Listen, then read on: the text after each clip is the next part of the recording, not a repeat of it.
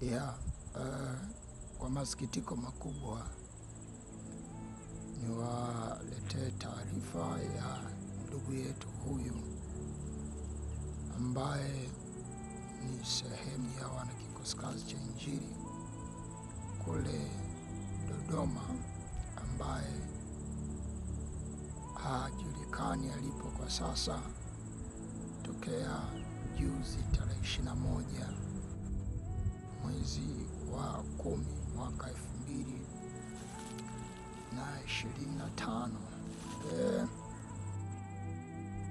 Taarifa za kupotea kwake ama kutoweka kwake kwenye machoni pa watu ama kutoweka kwake katika halaiki haziko moja kwa moja zenye namna ya kujulisha ameelekea wapi, lakini tunaweka wazi haya ikiwa kuna mtu yeyote ambaye anaweza akawa aidha amehusika ama anaweza kuwa na lolote la kufanya la kuhakikisha huyu ndugu yetu anapatikana ama kutupa taarifa ya tukafahamu yuko wapi.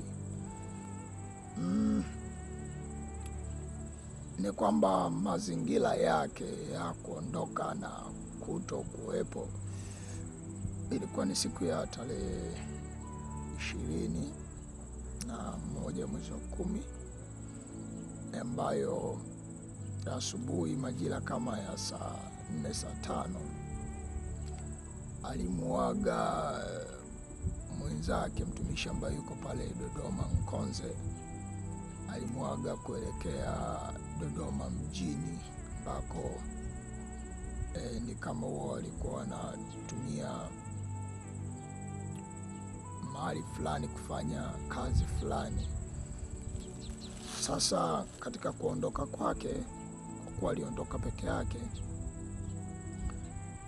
jioni alipokuwa ametafutwa kwenye simu, ilionekana simu yake haipatikani na haikuwa kawaida ya simu yake kuisha chaji. Lakini maelezo ambayo yalikuja kupatikana baadaye ni kwamba ile siku ya tarehe 21, wakati yule kijana huyo mtumishi ameondoka pale Nkonze, kuna watu wasiojulikana walifika kwa miongoni mwa majirani wa pale kanisani na kumuulizia kwamba, walifika wakiwa na picha kwenye simu, kumuulizia kwamba mnamfahamu huyu mtu, na kama mnamfahamu, je, anasali hapo kwenye hilo kanisa?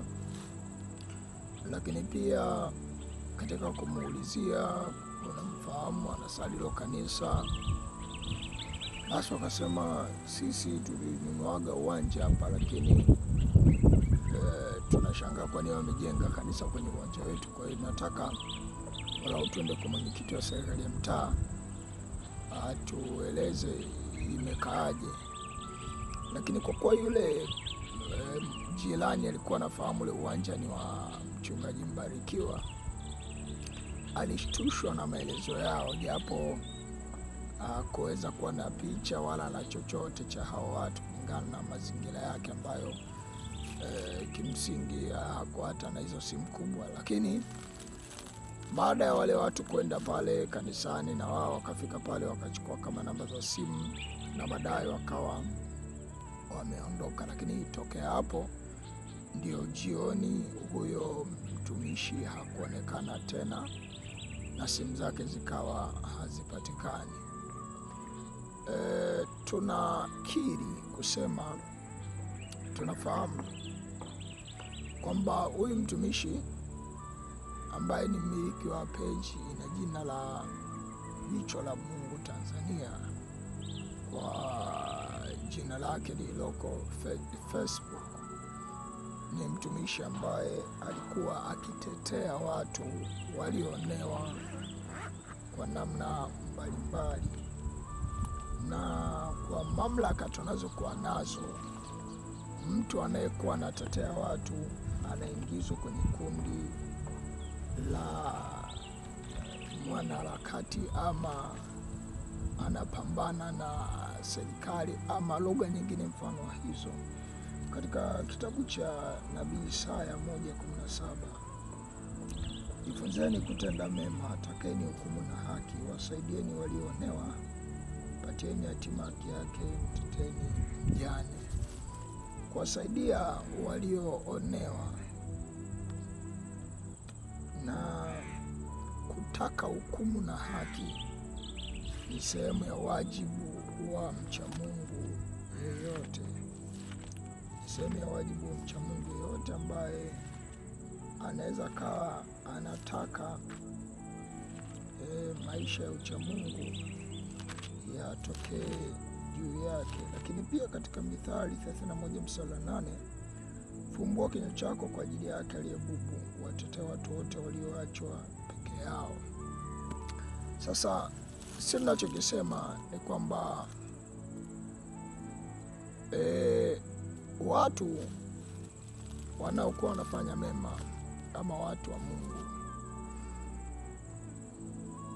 tunaweza kuwatesa, kuwateka, kuwaua, lakini inawezekana ikawa sio mwisho wa vilio, sio mwisho wa machozi, na sio mwisho wa namna mbalimbali ambazo zilikuwa zinalalamikiwa kuendelea kulalamikiwa. Nafikiri tungekuwa tuna haja ya kufikiri namna bora zaidi ya kushughulika na vitu hivi.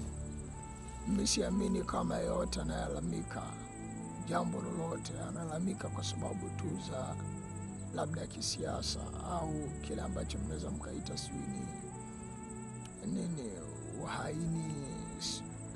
Unajiuliza sasa, kijana wa miaka 25 atakuwa muhaini? Atapinduaje nchi? Hana jeshi, hana nini na vitu vingine vingi mfano wa hivi. Kwa hiyo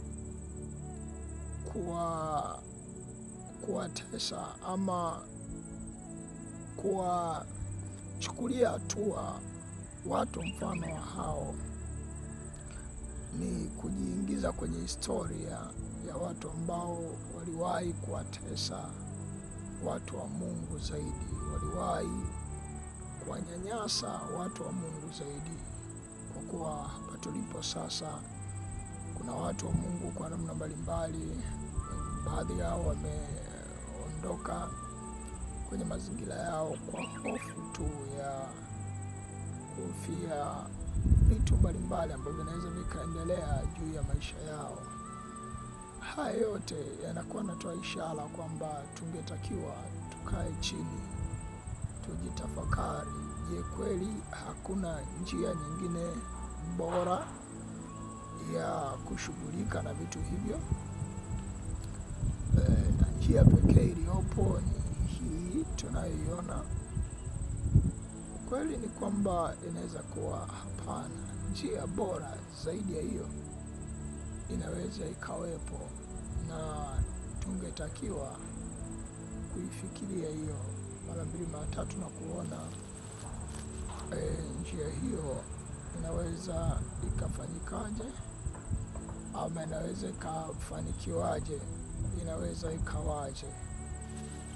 Ni wito kwa yeyote, anaweza akawa aidha anahusika ama anajua chochote kuhusiana na kupotea kwa ndugu huyu, kwamba kuwaumiza ama kuwatesa watu wa Mungu kwa namna yote ile sio suluhisho. Suluhisho lingekuwa tufikirie mara mbili mara tatu yale yanayozungumzwa yana ukweli kiwango gani, yanaweza yakafikirika kiwango gani, na yakafanyiwa utatuzi kiwango gani.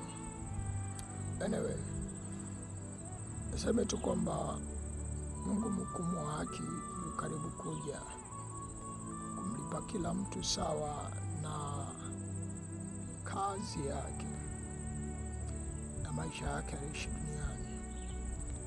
Hii ni sauti ya mtoto wa mtolie kutoka gerezani, ikiwa mwenyewe Naria kutoka mahabusu ya polisi, kisema itengenezeni njia ya Bwana, isheni mapito yake, kwa Bwana mhukumu wake ukaribu kuja, kumlipa kila mtu sawa na kazi na maisha yake.